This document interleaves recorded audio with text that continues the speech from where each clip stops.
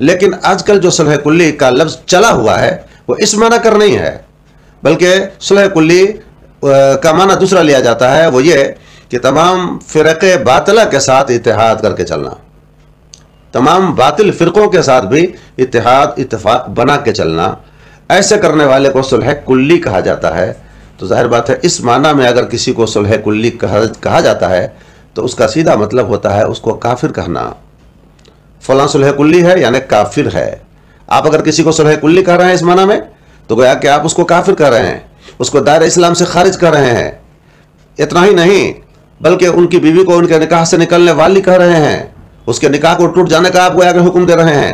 उनकी ज़िंदगी में जितने नेक अमाल उन्होंने किए, नमाज, रोज़े, हज और ज़कात वगैरह, तमाम को आप बातिल करार दे देते हैं। एक लफ्ज़ सुलह कुल्ली इतना जहरीला लफ्ज़ है कि बड़ी आसानी के साथ आपने एक दूसरे को कह दिया, लेकिन उसके भयानक नताइज पर आपकी नज़र नहीं गई कि इसका मतलब क्या होता है कि आप उसके तमाम अमाल को बर्बाद कर रहे हैं, उसकी बीवी को उसके निकाह से निकलने वाली करार दे रहे हैं, और उसके बाद जितने भी उनके बच्चे होंगे, उनकी औलाद होगी, तमाम को गोया कि आप हरामी करार दे रहे हैं। इतना भारी लफ्ज़ है ये।